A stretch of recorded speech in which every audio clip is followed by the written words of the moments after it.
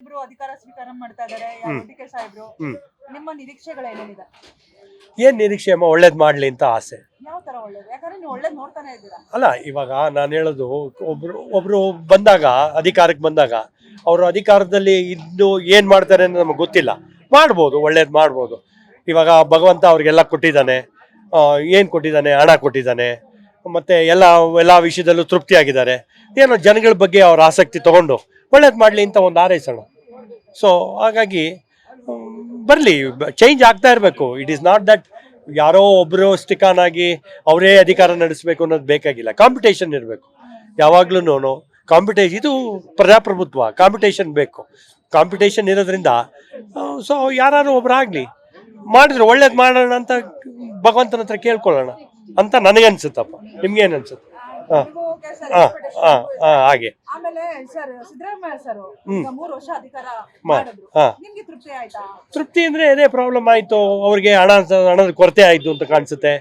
ಯಾವುದು ಬಿಟ್ಟಿ ಭಾಗ್ಯಗಳೆಲ್ಲ ಕೊಟ್ಟು ಹಣದ ಕೊರತೆ ಆಯ್ತು ಅಂತ ಕಾಣಿಸುತ್ತೆ. ಹಾಗಾಗಿ ಏನಿದೆ, ಹೈಕಮಾಂಡ್ ನಿಮ್ಗೂ ಗೊತ್ತಿದೆ, ಹೈಕಮಾಂಡ್ ಏನ್ ಆರ್ಡರ್ ಕೊಟ್ಟಿದ್ದಾರೆ ಅದ್ರ ರೀತಿ ನಡ್ಕೊಂಡಿದ್ದಾರೆ.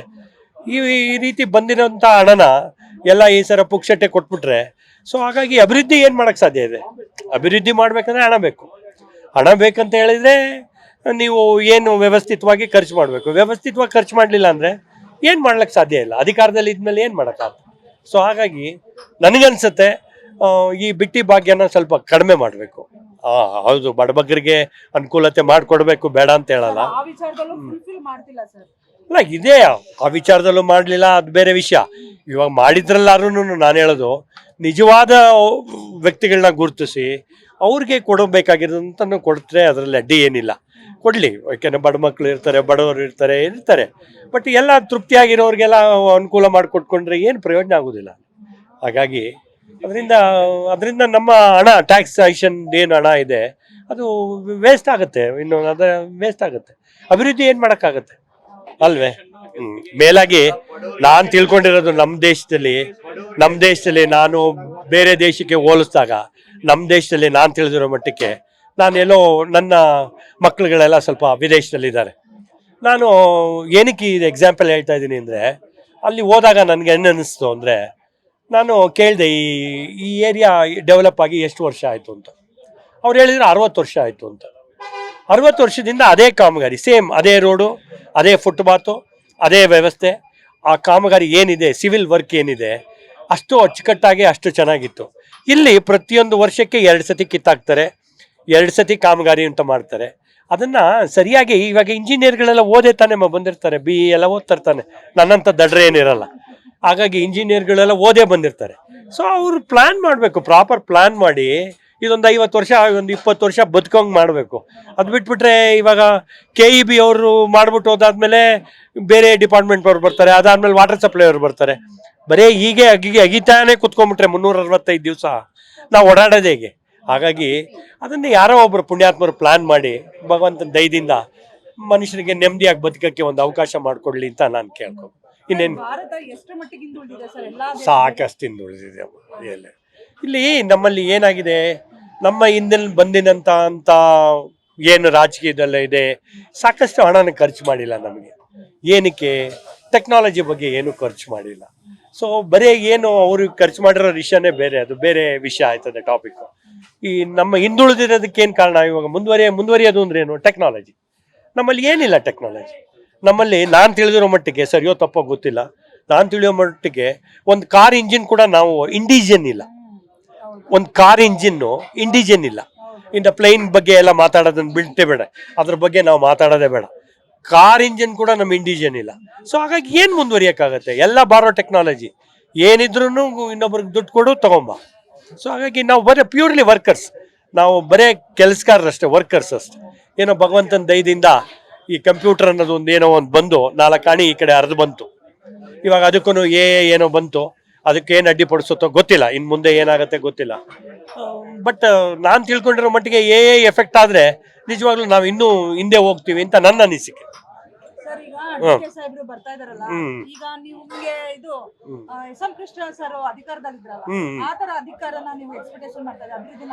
ಈಗ ಗೊತ್ತಿಲ್ಲ, ಮೊದಲೇ ಹೇಗೆ ನಾವು ತಿಳಿಯಬೇಕು. ಇವಾಗ ಒಬ್ಬ ವ್ಯಕ್ತಿ ಅವ್ರ ಹಿಂದೆ ಹಿಸ್ಟ್ರಿ ಏನು ನಮಗೆ ಬೇಕಾಗಿಲ್ಲ, ಐ ಡೋಂಟ್ ವಾಂಟ್.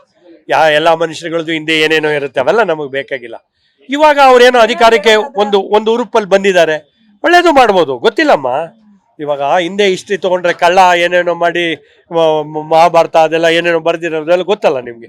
ಸೊ ಹಾಗಾಗಿ ಅಲ್ಲಲ್ಲ ನಾನು ಹೇಳೋದು, ಯಾರೋ ಕಳ್ಳ ಇದ್ನಂತಲ್ಲ, ಯಾರೋ ನಮ್ಮ ಯಾವ್ದ್ರಲ್ಲಿ ಸರ್ ಕಳ್ಳ ಇದ್ದಿದ್ದು, ಕಳ್ಳ ನಮ್ಮ ಇದರಲ್ಲಿ ದೊಡ್ಡ ಒಂದು ಬರ್ದಿದ್ರಲ್ಲ ಸರ್, ಅದು ಇರ್ಲಿ ಬಿಡಿ, ನನಗೆ ಜ್ಞಾಪಕ ಬರ್ತಾ ಇಲ್ಲ, ಇಲ್ಲ ಗೊತ್ತಾಗ್ತಾ ಇಲ್ಲ. ಸೊ ಹಾಗಾಗಿ ನಾನೇನು ಹೇಳೋದಂದ್ರೆ ಇರ್ಬೋದು, ಗೊತ್ತಿಲ್ಲ, ಆದ್ರೂ ಒಳ್ಳೇದಾದ್ರೆ ಒಳ್ಳೇದು. ನಾವು ಒಳ್ಳೇದನ್ನು ಪಾಸಿಟಿವ್ ಆಗಿ ಥಿಂಕ್ ಮಾಡೋಣ. ಇಲ್ಲಮ್ಮ ಜಾಣ್ರಲ್ಲ, ಇವಾಗ ಪ್ರತಿಯೊಬ್ಬರಿಗೂ ಒಂದು ಅವಕಾಶ ಸಿಕ್ಕಿದ ಮೇಲೆ ಎಲ್ಲೆಲ್ಲಿ ಟರ್ನ್ ಆಗ್ತಾರೆ ಗೊತ್ತಿಲ್ಲ. ನಾನು ಅವ್ರು ಕೇಳ್ಕೊಳ್ಳೋದು, ಅಕಸ್ಮಾತ್ ಇದೇನಾದ್ರು ರಿಲೇ ಆದ್ರೆ ಪುಣ್ಯಾತ್ಮರು ಅವ್ರು ಇದನ್ನ ನೋಡಕ್ ಸಾಧ್ಯ ಇದ್ರೆ, ನಾನು ತಿಳಿದಿರೋ ಮಟ್ಟಿಗೆ ನಾನು ಅವ್ರನ್ನ ಕೇಳ್ಕೊಳ್ಳೋದು ಇಷ್ಟೇ. ನಿಮಗೆ ಭಗವಂತ ಎಲ್ಲಾ ಆಶೀರ್ವಾದ ಕೊಟ್ಟಿದ್ದಾನೆ, ಎಲ್ಲ ಕೊಟ್ಟಿದ್ದಾನೆ ನಾನು ತಿಳಿದ ಮಟ್ಟಿಗೆ. ಹಾಗಾಗಿ ಇನ್ ಮುಂದೆ ಸ್ವಲ್ಪ ದಯವಿಟ್ಟು ಜನಗಳ ಮೇಲೆ ಅಭಿಮಾನ ಇಟ್ಟು ಒಂದು ಒಳ್ಳೆ ಕೆಲಸಗಳು ಮಾಡಿ, ಏನ್ ತೊಂದರೆ ಏನಿಲ್ಲ, ನಥಿಂಗ್ ರಾಂಗ್ ಇನ್ ದಟ್. ಗೊತ್ತಿಲ್ಲ ನನಗೆ, ಆ ಭಗವಂತ ಅವ್ರಿಗೆ ಆಶೀರ್ವಾದ ಮಾಡಿದ್ದಾನೆ. ನೋಡಿ, ಅವರು ಎಲ್ಲಿದ್ರೋ ಹೇಗೋ ಬಂದಿದ್ದಾರೆ, ಕೈ ಹಿಡಿದು ಭಗವಂತ ಇಲ್ಲಿ ಕರ್ಕೊಂಬಂದ್ ಬಿಟ್ಟಿದ್ದಾನೆ, ಕೈ ಹಿಡಿದು ಕರ್ಕೊಂಬಂದ್ ಬಿಟ್ಟಿದ್ದಾನೆ. ಎಲ್ಲಿಯೋ ಇದ್ರು, ಅದೆಲ್ಲ ಗೊತ್ತಿದೆ ನಿಮ್ಗೆ. ಕರ್ಕೊಂಬಂದು ಇಲ್ಲಿಗೆ ಬಿಟ್ಟಿರುವಾಗ ಗೊತ್ತಿದ್ರಲ್ಲ, ನಿಮ್ಗೆಲ್ಲ ಗೊತ್ತಿದೆ. ಅಯ್ಯೋ ಅವೆಲ್ಲ ಎಲ್ಲ ಪ್ರಪಂಚವೇ ಹೇಳ್ತಾ ಇದೆ ಅವ್ರು ಎಲ್ಲೆಲ್ಲಿದ್ರು ಅನ್ನೋದು. ಅದು ನಮಗ್ ಬೇಡ. ನಾವೇನ್ ಹೇಳೋದು, ಎಲ್ಲಿದ್ದವ್ರನ್ನ ಎಲ್ಲಿ ಕರ್ಕೊಂಬಂದಿದ್ದಾರೆ, ಭಗವಂತ ಕರ್ಕೊಂಬಂದಿದ್ದಾನೆ. ಆ ಭಗವಂತನ್ಗೆ ಒಂದು ರೆಸ್ಪೆಕ್ಟ್ ಮಾಡಿ. ಇಷ್ಟೆಲ್ಲ ಕೊಟ್ಟಿದ್ದಾನೆ, ಹಣ ಏನ್ ಕಮ್ಮಿ ಕೊಟ್ಟಿದ್ದಾನ, ಎಲ್ಲ ಕೊಟ್ಟಿದ್ದಾನೆ. ಹಾಗಾಗಿ ಇನ್ ಮುಂದೆ ಒಳ್ಳೇದ್ ಮಾಡ್ಲಿ, ಭಗವಂತನ ಹತ್ರ ಅವ್ರನ್ನ ಕೇಳ್ಕೊಳ್ಳೋಣ ಅಲ್ವೇ. ಒಳ್ಳೆ ಹುದ್ದೆ, ಡಿಸಿಷನ್ ಅಥಾರಿಟಿ ಮಾಡ್ಲಿ, ಭಗವಂತ ಒಳ್ಳೇದ್ ಮಾಡ್ಲಿ ಅಂತ ನಾನು ಅನ್ಕೊಂತೀನಮ್ಮ. ನೋಡಮ್ಮ, ಕೇಂದ್ರದಲ್ಲಿ ಪುಣ್ಯಾತ್ಮ ಆಯಪ್ಪ ಇರೋವರೆಗೂ ಒಳ್ಳೆ ಅಧಿಕಾರ ಇರುತ್ತೆ. ಯಾಕಂದ್ರೆ ಆ ಕೆಪಾಸಿಟಿ ಆಯಪ್ಪನಲ್ಲಿ ಇದೆ. ನಾನು ಯಾವ ಪಾರ್ಟಿಗೂ ಸೇರಿದವನಲ್ಲ, ನನಗೆ ಈ ಪಾರ್ಟಿ ಆ ಪಾರ್ಟಿ ಅಲ್ಲ. ಆಯಪ್ಪ ನನ್ನ ಒಂದೇ ಒಂದು ಸಣ್ಣ ಒಂದು ಎಕ್ಸಾಂಪಲ್ ಕೊಡ್ತೀನಿ. ನಾನು ತಿಳಿದಿರೋ ಮಟ್ಟಿಗೆ ಈ ಎಂ ಪಿಗಳಾಗಿ ಇಲ್ಲಿಂದ ಹೋಗ್ತಾರಲ್ಲ, ಅವ್ರು ಯಾರು ಮಿನಿಸ್ಟರ್ಗಳಾಗ್ಬೇಕು ತಾನೆ. ಆದ್ರೆ ಆ ಎಂ ಪಿಗಳನ್ನ ಮಿನಿಸ್ಟರ್ಗಳಿಗೆ ಕೊಡದೆ ಗೆದ್ದಿಲ್ದೇ ಇರೋರಂಥವ್ರನ್ನ ಮಿನಿಸ್ಟರ್ಗಳನ್ನ ಇಟ್ಕೊಂಡು ಅಧಿಕಾರ ನಡೆಸ್ತಾ ಇದ್ದಾನೆ ಅಂದ್ರೆ ಆಯಪ್ಪನ ಕೆಪಾಸಿಟಿ ಇನ್ ಯಾರ ಕೈಲೂ ಆಗಲ್ಲ.